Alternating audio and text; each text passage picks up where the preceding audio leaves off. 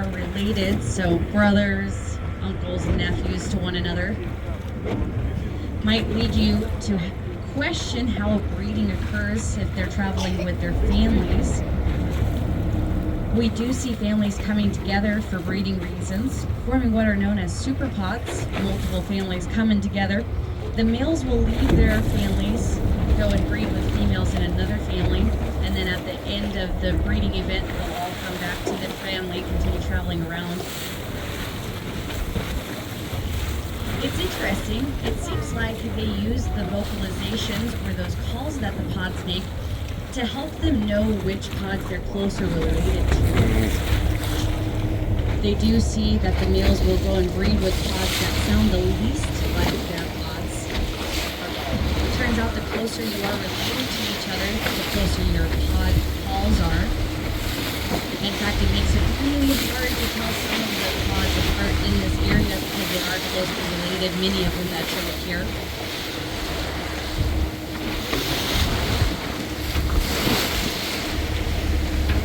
Both Sophia and myself worked hard last season to try to get familiar with the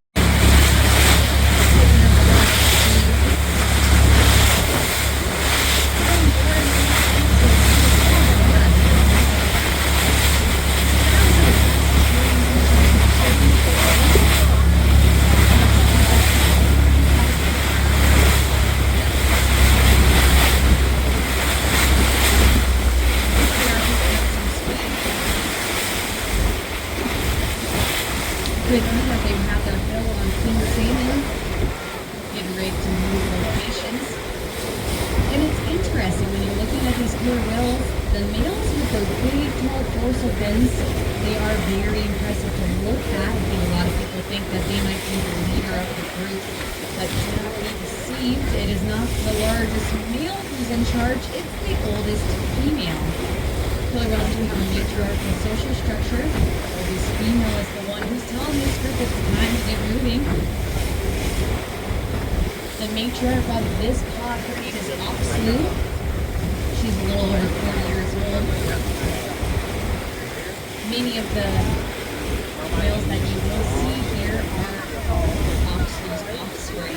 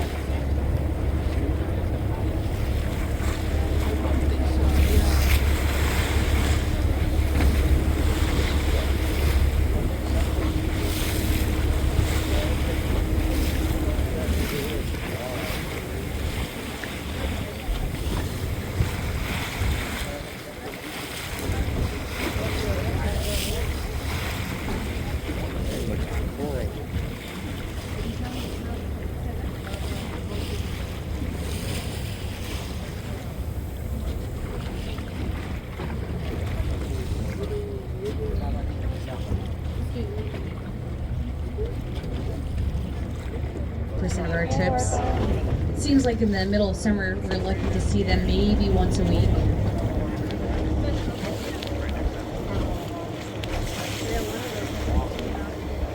Looks like they're up at our 2 o'clock position just beyond this small tour boat, so I'm going to creep in here a little bit closer.